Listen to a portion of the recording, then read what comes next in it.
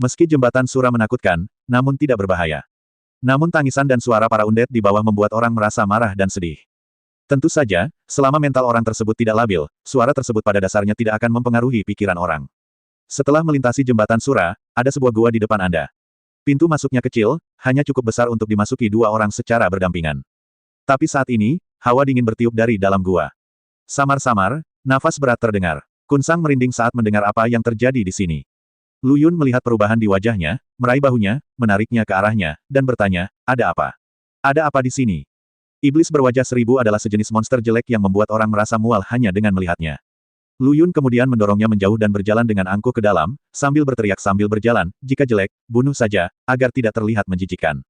Fiuh, fiuh. Saat Lu Yun dan yang lainnya berjalan masuk, lampu minyak menyala satu persatu di dinding sekitarnya. Siapa yang datang lagi? Apa kamu menyebalkan? Pada saat ini, sebuah suara halus terdengar di dalam. Lu Yun melihat ke depan dan melihat itu tampak seperti tangki air dengan kedalaman 1000 meter. Dan sekelilingnya penuh dengan wajah-wajah eksentrik. Tapi semua wajah di dinding masih hidup, dan semua wajah bergerak-gerak.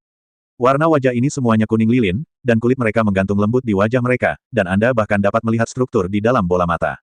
Beberapa dari mereka tampak seperti tertimpa sesuatu. Secara keseluruhan, seperti yang dikatakan Kun Sang, itu sangat jelek dan menjijikkan. Ada jembatan gantung lain tepat di depan, tetapi di depan jembatan gantung itu ada wajah manusia yang sangat besar, dan dia mengendus-endus dengan keras. Saat dia mengendus, angin kencang langsung menyapu seluruh jembatan gantung, memutarnya pada sudut 360 derajat sebelum memantul kembali. Kun Sang mengikuti dan berteriak, Tuan Lu, lihat, jika kita ingin ke sana, kita harus melewati jembatan gantung ini. Lu Yun mendengus dan berkata, apa selanjutnya? Monster berwajah seribu ini mengendalikan segalanya di sini. Ada air deras di bawah. Jika kita terguling di jembatan gantung dan jatuh, kita akan tertelan air deras. Lu Yun berkata oh, lalu mencibir, terus kenapa? Bersin. Pada saat ini, wajah besar di depan bersin keras ke arah Lu Yun dan yang lainnya lagi. Angin kencang datang menuju toko mereka. Kun Sang langsung terlempar mundur beberapa langkah. Dia menarik kuat-kuat dinding batu di sebelahnya untuk mendapatkan kembali pijakannya. Berbagai wajah aneh di dinding batu tertawa terbahak-bahak saat melihat ini. Tawa yang tak terhitung jumlahnya terdengar dengan cara yang rumit, yang benar-benar membuat orang pusing. Kun Sang menutup telinganya dan berteriak kepada Lu Yun, Tuan Lu, cepat tutup telingamu, jika tidak tawa ini akan membuatmu kehilangan akal sehat. Meskipun Kun Sang tidak peduli dengan hidup atau mati Lu Yun, akan lebih baik jika Lu Yun mati sekarang. Mereka masih bisa menjaga warisannya dan terus sejahtera dan kaya raya. Tapi tawa ini bisa membuat orang gila. Jika Lu Yun menjadi gila, dan dia berada di sisi Lu Yun, bukankah dia yang pertama menderita? Tapi setelah dia selesai berbicara, Lu Yun hanya menyentuh telinganya dengan lembut dan tidak peduli sama sekali dengan kata-katanya. Dan tawa itu sepertinya tidak mempengaruhi Lu Yun sama sekali. Dia bahkan tertidur dengan malas. Tapi monster-monster ini tidak banyak berpikir. Mereka akan terus tertawa-tawa ribut seperti ini, dan mereka tidak akan berhenti tertawa hingga orang-orang tidak tahan lagi dan menjadi gila, entah terjatuh ke air deras atau berubah menjadi tulang-tulang di sekitarnya.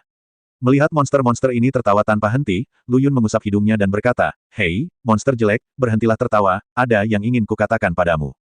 Bahkan jika orang biasa mengikuti contoh Lu Yun dalam berbicara seperti ini, tawa mereka yang menggelegar masih cukup untuk meredam suara pembicara. Dan tidak peduli apa kata orang, tidak ada yang bisa menghentikan monster-monster ini untuk tertawa. Anda mungkin akan marah karenanya. Selama orang memiliki emosi marah, tujuan monster ini telah tercapai. Orang-orang akan ditangkap sepenuhnya. Tapi orang yang berdiri di depan wajah aneh ini bukanlah orang biasa, tapi Lu Yun. Kata-katanya yang tampak tenang melewati tawa, menyebabkan daging dari wajah-wajah aneh itu bergetar, dan tawa dari semua sisi berhenti tiba-tiba.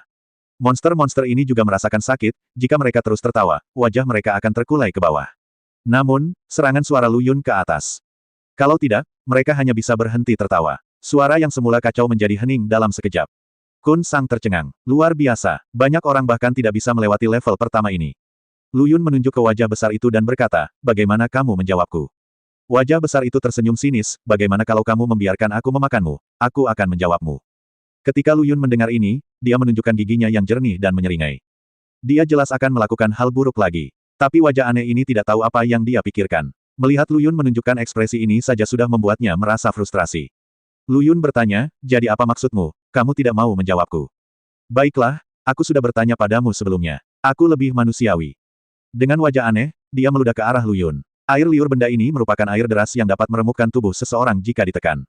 Kun Sang kaget dan segera lari. Lu Yun juga segera menghindar. Tapi Kun Sang menghindar karena takut, tapi Lu Yun tidak. Dia menghindarinya hanya karena menurutnya orang ini terlalu menjijikkan.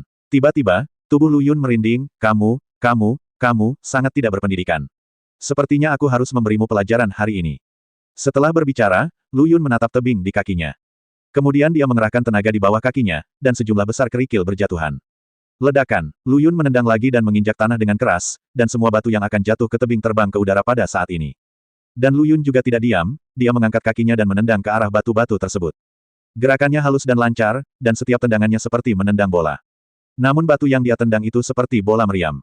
Bum bum bum, semua batu ini menghantam wajah aneh itu. Wajah aneh itu tiba-tiba hancur dan dia berteriak dengan sedih. Tapi Lu Yun sepertinya setengah kecanduan bermain. Alih-alih berhenti, dia malah semakin bersemangat saat bermain. Dia terus berteriak kesakitan, dan akhirnya dia tidak punya pilihan selain memohon belas kasihan dari Lu Yun, jangan bertarung, jangan berkelahi, aku menyerah, aku akan menjawab apapun yang kamu minta, tolong, berhenti menendang. Menyerah, tidak, tidak, tidak. Lu Yun berkata sambil tersenyum, kamu harus membayar harga untuk kebisinganmu. Setelah beberapa saat, dia sudah memar dan bengkak. Namun kali ini, Lu Yun tidak berniat berhenti dan terus mengemasnya seperti biasa. Lu Yun tidak berhenti sampai dia memukuli wajah jelek itu sampai dia mulai menangisi ayah dan ibunya, dan menangis. Dan sudut mulut wajah badut itu semakin bergerak-gerak. Mereka dibatasi dalam lingkungan ini dan tidak ada yang bisa bergerak. Sekarang mereka tidak bisa lari sama sekali. Namun, gerakan Lu Yun membuat Sang Kun di sampingnya merasa masam. Aku tidak menyangka bisa menghadapi monster berwajah jelek seperti ini. Monster berwajah jelek itu sudah memar dan bengkak. Lu Yun meliriknya dan bertanya, hei, setiap pertanyaan yang saya ajukan sekarang, Anda harus mengatakan yang sebenarnya, jika tidak, saya akan terus berurusan dengan Anda.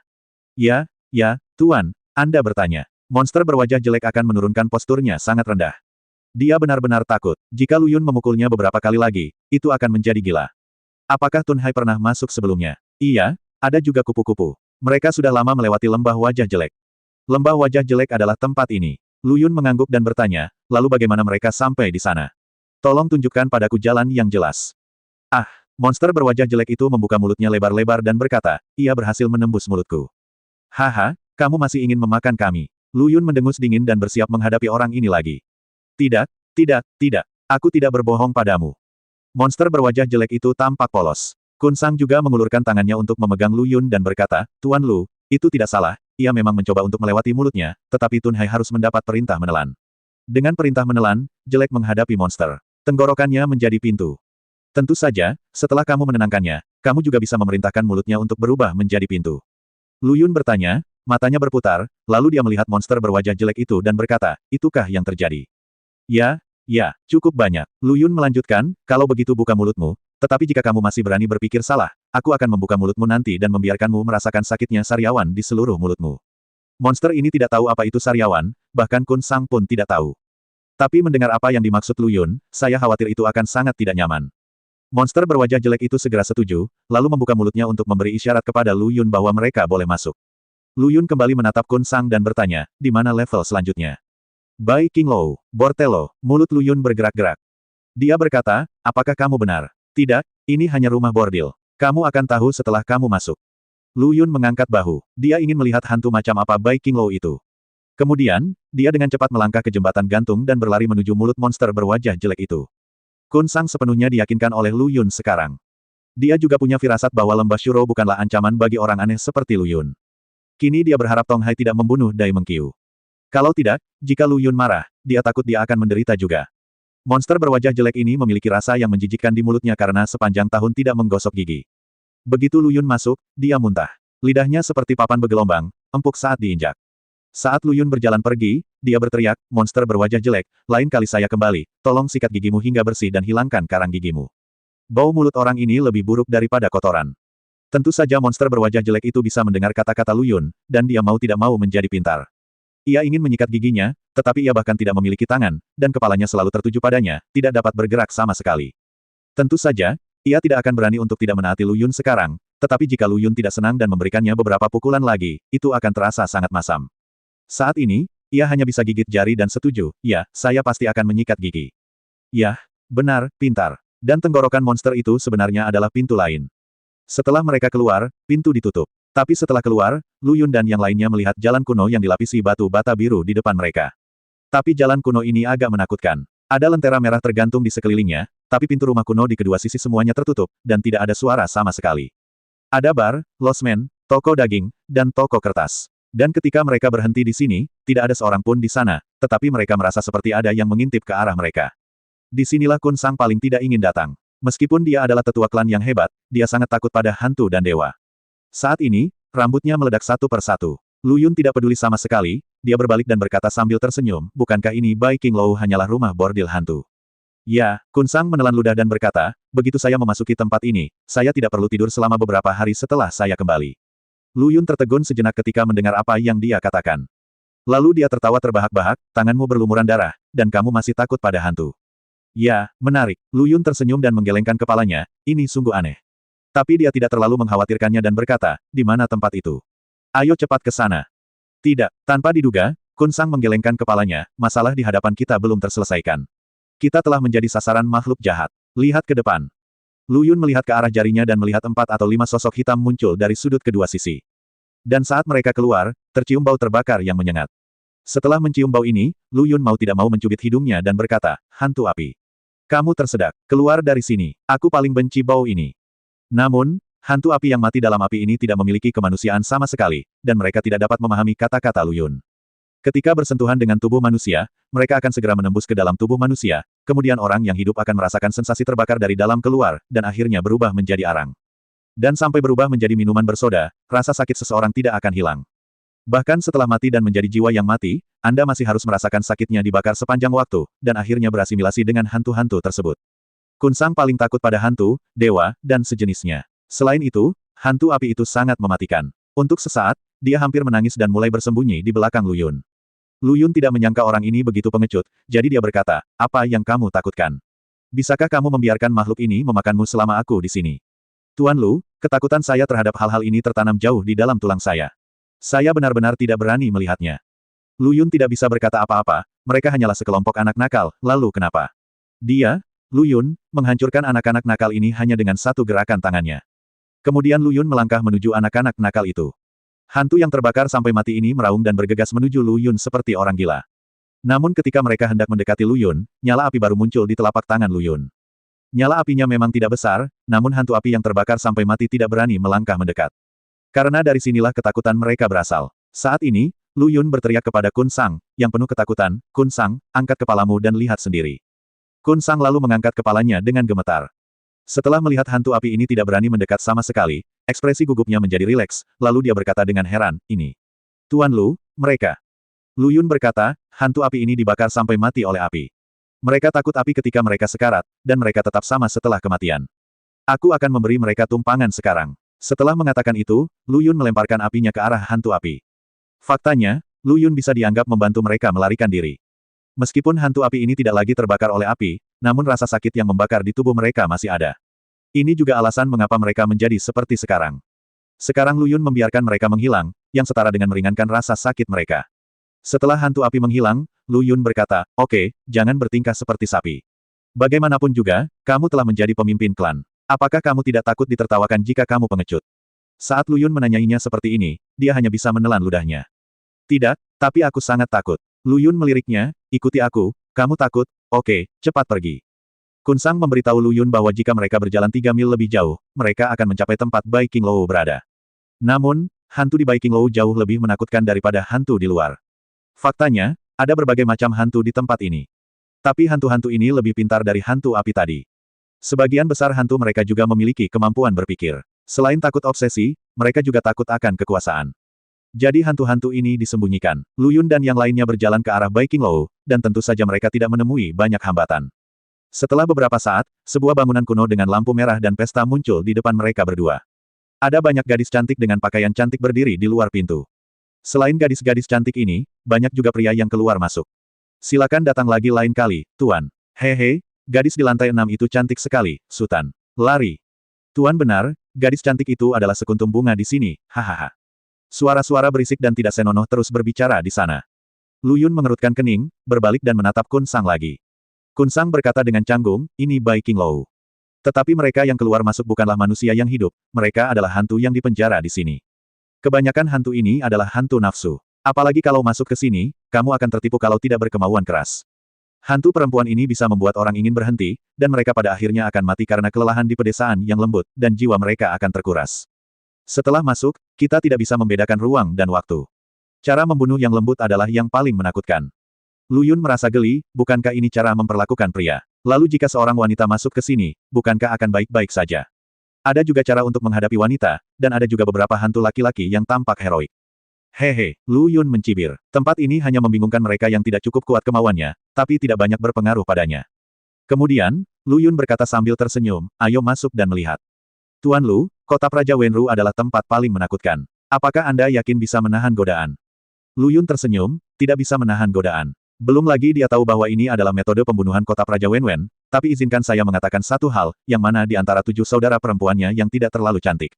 Bisakah salah satu dari orang-orang ini dibandingkan dengan 7 saudara perempuannya? Tidak, selain itu, dia telah mengenal begitu banyak keindahan dalam hidupnya, bagaimana dia bisa tertarik hanya pada keindahan yang bengkok di sini? Tentu saja, dia, Lu Yun, bukanlah orang yang memperhatikan penampilan, dan tidak akan membiarkan penampilan menjadi penting. Namun di matanya, hantu perempuan di sini bukanlah ancaman sama sekali. Hei, tuan tamu. Tepat ketika Lu Yun dan Kun Sang mencapai pintu masuk Baiking Low, Nyonya berjalan ke arah mereka. Begitu mereka sampai, sang Nyonya langsung tersenyum dan menggenggam tangan mereka. Nyonya ini baru berusia awal 20-an, sangat menawan, dan dia memiliki wangi yang unik. Tangannya sehalus batu giok. Saat dia menyentuh tangan Kun Sang menelan ludahnya. Ditambah lagi wanginya sudah membuatnya sedikit terbawa suasana. Lu Yun juga mencium aromanya, tetapi ketika bau itu masuk ke hidungnya, mata Lu Yun sedikit berputar. Dupa jiwa samurai. Dupa jiwa samurai semacam ini dapat membingungkan pikiran orang sampai batas tertentu. Di tempat seperti ini tidak perlu ada hal yang membingungkan pikiran. Jika ada hal sekecil itu, ditambah dengan lemahnya kemauan orang tersebut, dia akan terlibat langsung. Setelah Nyonya menyentuh tangannya 2 kali, Kun Sang segera menjadi sedikit terbawa suasana, dan ekspresinya menjadi konyol dan mabuk. Nyonya kemudian mengalihkan pandangannya ke Lu Yun dan juga mengulurkan tangan untuk menyentuh tangannya. Lu Yun memutar matanya. Saya khawatir ada formasi besar di Baiking Low ini. Meskipun dia, Lu Yun, cukup tangguh untuk menghadapi hantu-hantu ini, itu akan membuang-buang waktu. Dai Mengqiu sudah lama diperkenalkan di sini, dan dia takut sesuatu akan terjadi padanya. Kalau tidak, kenapa kamu ada di sini? Terlebih lagi, jika Tun Hai dibiarkan hidup, orang ini mungkin akan menjadi mimpi buruk Li Bao. Dia tidak bisa menunda. Hal terbaik yang dia butuhkan sekarang adalah melewati tempat sialan ini secara langsung. Dengan memutar matanya, dia segera mengambil keputusan. Jadi dia pun berpura-pura bodoh dan konyol. Melihat keduanya seperti ini, Nyonya itu langsung mencibir, dan bibirnya langsung mencapai telinganya. Dia berkata, memang benar laki-laki tidak memiliki barang bagus. Sayang sekali. Alangkah baiknya jika ada lebih banyak mangsa yang dikirim ke pintu, sehingga kita bisa memberi makan leluhur yang masih hidup di toko. Yang tidak dia ketahui adalah Lu Yun mendengar semua yang dia katakan. Jika dia tidak menahannya, Lu Yun akan tertawa terbahak-bahak. Nyonya segera kembali ke penampilan normalnya dan langsung tertawa lagi. Dia memegang tangan mereka dan berkata, kalian berdua objektif, pelan-pelan dan ikut saya, hehe. Kami memiliki berbagai jenis gadis di toko kami. Anda dapat memilih apapun yang Anda inginkan. Gemuk, kurus, tampan, jelek, cacat, keterbelakangan mental, pintar. Anda dapat memilih apapun yang Anda suka dan bermain dengan apapun yang Anda inginkan. Di rumah bordil ini, anjing dan kuda sensual ada di mana-mana. Beberapa gadis yang terlihat sangat cantik ternyata berlubang di bagian dalam, hanya mengenakan tule di bagian luar, menari menawan di antara kerumunan. Ketika Lu Yun melihat ke sana, Nyonya itu langsung tertawa dan berkata, gadis penari itu adalah yang paling kuat. Mereka bisa menyanyi, bermain, dan menari dengan pedang. Bagaimana kalau aku memanggil beberapa gadis untuk membantu bersenang-senang? Berapa banyak perempuan? Lu Yun berpikir bahkan seekor sapi pun tidak dapat bertahan hidup. Orang ini pasti tidak akan bisa bertahan hidup tanpa selusin pil Liu Wei di Huang. Oke, lebih banyak perempuan, lebih banyak perempuan. Ah, tidak, saya orang yang bertekad. Ini bukan alasan saya datang ke sini. Apa yang saya inginkan, apa yang ingin saya lakukan. Kepala Kun Sang benar-benar berkabut, dan dia bahkan tidak dapat mengingat apa yang akan dia lakukan. Tapi Nyonya berkata sambil tersenyum, kamu ingin mencari lebih banyak gadis, tidak apa-apa. Jika menurutmu 2 tidak cukup, kita bisa menelepon 3. Jika 3 tidak cukup, kita bisa memanggil 4. Gadis-gadis ini semuanya sangat baik. Petik 2. Intinya, gadis-gadis di sini tidak butuh uang, kamu bisa memanjakan diri sebanyak yang kamu mau. Ya, kamu bisa menyiksa mereka saja. Saat Kun Sang mendengar ini, air liurnya tiba-tiba turun. Segera setelah itu, Nyonya itu melambai ke atas, dan beberapa gadis berlari menuruni tangga dalam sekejap. Karena pakaian yang mereka kenakan terlalu terbuka, sensualitas yang melekat pada tubuh mereka terlihat sangat jelas. Kun Sang telah ditipu dan hendak mengikuti gadis-gadis ini. Lu Yun diam-diam mengutuk di dalam hatinya, ini anjing yang tidak berguna. Tapi dia tahu jika Kun Sang mengikutinya, dia mungkin tidak akan pernah kembali. Tentu saja, Lu Yun tidak berencana untuk membuat khawatir Nyonya sekarang, dia ingin membawa Nyonya ke kamar, menginterogasinya sendirian, dan kemudian meminta Nyonya menunggu mereka berdua bergegas melewati Baiking Low. Memikirkan hal ini, Lu Yun berpura-pura serakah dan berkata, Nyonya, saya lebih tertarik pada Anda. Bagaimana kalau kita semua pergi ke ruangan yang sama dan bermain bersama? Sudut mulut Nyonya itu bergerak-gerak hebat. Belum pernah ada yang memanggilnya seperti itu, seperti nyonya. Berapapun usianya, orang yang datang ke rumah bordil akan memanggil mereka ibu. Dan orang ini bisa melakukannya. Karena Anda berani mengambil keputusan sendiri. Oke, oke, begitulah caramu bermain, kan? Kalau begitu mari kita bermain seperti ini, dan ketika saatnya tiba, mereka harus kehilangan jiwa mereka. Oke, tidak masalah. Bustard tua itu menyeringai, menarik Kun Sang dan yang lainnya ke dalam sebuah ruangan. Tentu saja Lu Yun ingin membunuh ayam itu untuk menakuti monyet. Semua jiwa yang mati itu bisa dibunuh, dan dia hanya ingin Bustard ini hidup sendiri.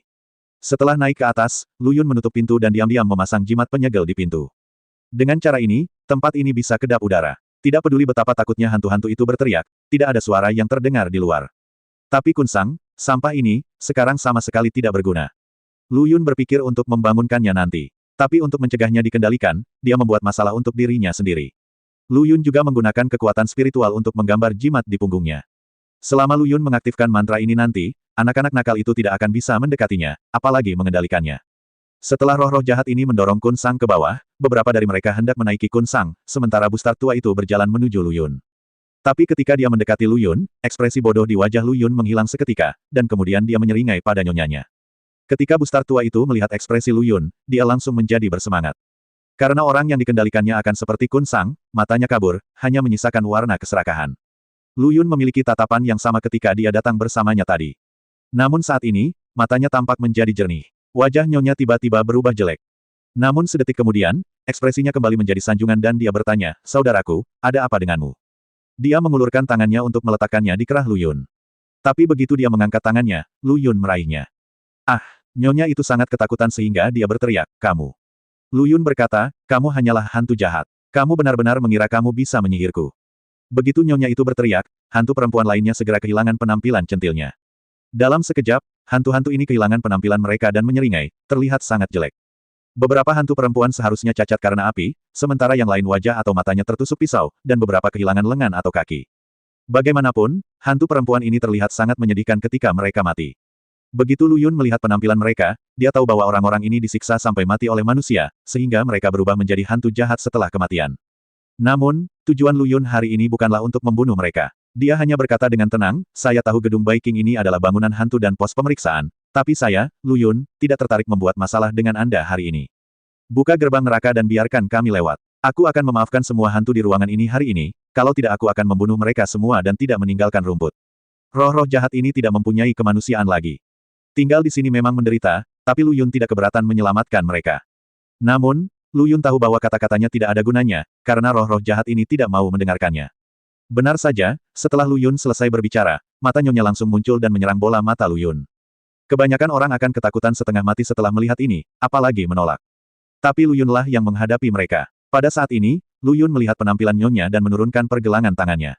Dengan tangannya yang lain, dia langsung meraih bola mata nyonya yang pecah-pecah dan menariknya dengan kuat. Dia sekarang memegang kekuatan spiritual di tangannya, dan tarikan ini seperti mencungkil bola mata orang hidup, dan rasa sakitnya sangat menyiksa. Nyonya itu tiba-tiba menjerit kesakitan. Hantu lain sudah menukik ke sisi ini seperti laba-laba. Mencari kematian. Lu Yun ingin mempertahankan nyonyanya, tapi dia tidak peduli dengan jiwa mati lainnya. Dia hanya mengatakan bahwa jika hantu-hantu ini berakal sehat, patuh, dan memberitahu mereka jalan keluar, Lu Yun akan membiarkan mereka hidup, tetapi jika mereka berani menghalangi jalan, mereka akan dibunuh tanpa ampun. Saat hantu-hantu itu bergegas mendekat, Lu Yun sudah mengangkat tangannya untuk melepaskan api hantu itu. Dalam sekejap, hantu-hantu tersebut tersulut oleh api hantu dan berubah menjadi abu dalam sekejap mata. Pada saat ini, Bustard tua itu juga ingin mengendalikan Kun Sang untuk menghadapi Lu Yun. Tapi Lu Yun telah memasang jimat di tubuh Kun Sang terlebih dahulu, jadi meskipun nyonyanya meronta, itu akan sia-sia. Melihat hal ini, Lu Yun berkata sambil tersenyum, "Jangan minta Kun Sang bangun dan membantumu. Aku sudah memasang jimat padanya." Suara terdengar dari luar, "Kamu hanya punya satu pilihan sekarang, bawa kami keluar, jika tidak jiwamu akan hilang." Nyonya itu berteriak dan ingin melawan Lu Yun. Tapi begitu dia bergerak, Lu Yun sudah mencubit mulutnya. Saat kekuatan tangan Lu Yun meningkat sedikit demi sedikit, wajah nyonya itu dicubit begitu keras hingga dia menjerit kesakitan. Lu Yun mendengus dan berkata, "Nyonya tua, aku sudah memberimu wajah, tapi kamu benar-benar tidak tahu apa yang baik untukmu, bukan? Menyerah, hidup, memberontak, mati. Pilih sendiri." Lu Yun benar-benar pembunuh saat ini. Jika nyonya tidak mengerti, itu akan membuang-buang waktu saja, dan Lu Yun akan berjuang untuk keluar. Untungnya, ketika Lu Yun memamerkan kekuatannya, aura besar di tubuhnya membuat nyonya itu benar-benar takluk. "Tidak, tidak, aku menyerah. Jangan bunuh aku. Haha, bukankah lebih baik jika aku mengetahui hal ini lebih awal?" Setelah membuang patung tua itu, Lu Yun berjalan menuju Kun Sang, yang masih tidur nyenyak. Ketika dia tiba, Lu Yun menendang pantat Kun Sang. Kun Sang menjerit saat kakinya sakit, dan dia melompat seolah-olah dia tersengat listrik. Ah! Dia juga tiba-tiba menjadi energik. Pada saat yang sama, dia terkejut karena rasa sakit yang luar biasa. Tapi setelah melihat sekeliling, dia melihat Lu Yun berdiri di depannya dengan tangan terlipat, sementara nyonya sudah meringkuk di sudut dan tidak berani bergerak, jadi dia mengerti apa yang sedang terjadi. Setelah itu, dia mengusap wajahnya dan berkata, Tuan Lu, apakah saya baru saja ditipu?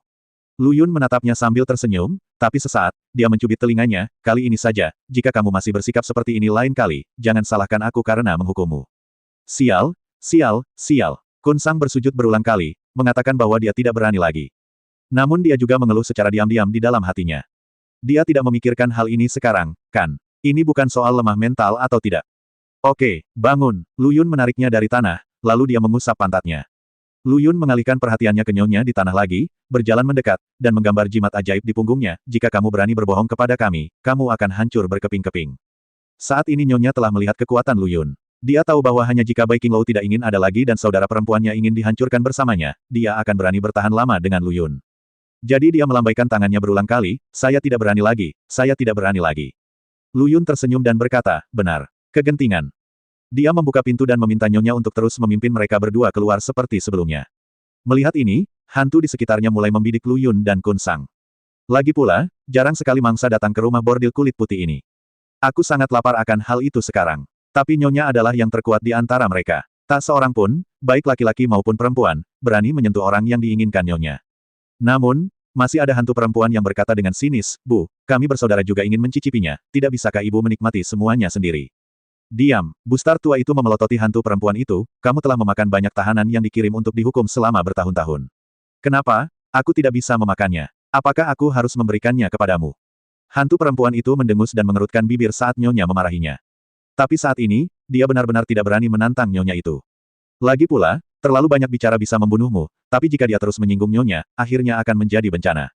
Tidak ada yang berani memprovokasi nyonya, jadi nyonya segera mengirim Lu Yun dan yang lainnya ke celah itu. Dua tuan-tuan, kita sudah sampai. Saya tidak bisa pergi lebih jauh lagi. Bisakah kalian berdua melihat apakah saya bisa mengirim Anda ke sini? Dia sebenarnya takut Lu Yun akan menarik kembali kata-katanya. Jadi ketika dia mengatakan ini, dia diam-diam menatap mata Lu Yun. Oke. Ayo kembali. Jika kamu kembali suatu hari nanti, aku akan membakar sejumlah uang kertas untukmu. Lu Yun berkata dengan minat yang memudar. Tetapi nyonya itu begitu ketakutan sehingga dia berkata dalam hatinya, kamu jangan pernah kembali, Bibi, saya tidak tahan. Lu Yun tentu saja tidak tahu apa yang dipikirkan nyonya itu. Tapi dia menepati janjinya dan membiarkan nyonya itu hidup. Setelah menunggu di sini, Kun Sang berkata, Tuan Lu benar-benar menepati janjinya. Ketika saya baru saja datang ke sini, saya pikir Anda akan membunuh Bustar tua itu. Faktanya, jika Lu Yun benar-benar membunuh Bustar tua itu, dia juga akan takut. Karena itu berarti Lu Yun tidak akan menepati janjinya, dan dia akan menghadapi akhir yang sama. Jika itu masalahnya, dia harus membuat rencana lebih awal. Namun kini tingkah laku Lu Yun telah menghilangkan keraguannya. Biarkan dia bernapas lega. Melihat senyum permintaan maafnya, Lu Yun berkata, saya ingin menepati janji saya. Benar, benar, Tuan Lu lebih baik dari yang lain. Lu Yun berkata lagi, tapi tolong dengarkan aku dengan jelas. Aku melepaskanmu karena kamu setia padaku. Jika kamu berani berpikiran jahat, hehe, maka aku tidak bisa menjamin kamu masih hidup. Petik 2. Jika Lu Yun baru saja mengatakan ini, saudagar Kun akan khawatir Lu Yun sedang berusaha mencari alasan untuk membunuhnya. Kini dia tidak takut lagi. Dia mengerti bahwa selama dia menuruti kata-kata Lu Yun, masih ada harapan untuk bertahan hidup. Jadi dia mengangguk berulang kali, tentu saja. Oke, tidak ada lagi yang bisa dilakukan. Ayo cepat pergi. Aku tidak tahu bagaimana situasi Dai Mengqiu sekarang. Gadis itu sangat ingin membalas dendam sehingga dia ditipu oleh Tun Hai. Tapi ketika Kun Sang mendengar apa yang dikatakan Lu Yun, sudut mulutnya bergerak-gerak lagi. Ada sedikit ketakutan di matanya. Melihat perubahan ekspresinya, Lu Yun berbalik dan menatapnya, ada apa denganmu? Apa yang kamu pikirkan? Kun Sang berkata, hei, Tuan Lu, saya pikir jalan di depan kita akan lebih sulit. Lu Yun memandangnya dengan rasa ingin tahu, apa maksudmu? Kun Sang berkata, level sebelumnya adalah yang paling umum, tetapi level berikutnya akan memicu beberapa adegan, yang tidak dapat kita hindari. Lu Yun tercengang, pemicu adegan. Bukankah itu hampir seperti video game? Permainan apa? Kun Sang tidak mengerti. Lu Yuncai tidak punya waktu untuk menjelaskan kepadanya apa itu video game, jadi dia melambaikan tangannya dengan santai, sudah kubilang kamu tidak mengerti, tapi apakah kamu ingin memberitahuku bahwa kita masih akan membuang-buang waktu? Kun Sang menelan seteguk air liur dan berkata, ya, itu dia. Lu Yun menggelengkan kepalanya, kalau begitu ayo kita percepat. Semakin lama penundaannya, Daimeng Qiu akan semakin berbahaya. Tapi dia juga mengerti apa yang dimaksud Kun Sang. Mereka tidak bisa menghindari pemicu adegan itu. Lalu sambil berjalan, Lu Yun bertanya berapa banyak adegan yang dipicu. Kun Sang berkata, totalnya ada 17, tapi untungnya kita hanya akan memicu satu saja. Tentu saja, Tuan Lu, saya sebenarnya punya saran yang mungkin mempersingkat waktu kita sekarang. Lu Yun meliriknya dan meraih telinganya, bicaralah dengan cepat jika ada yang ingin kamu katakan, dan lepaskan kentut jika ada yang ingin kamu katakan. Tahukah kamu, betapa berharganya waktu sekarang?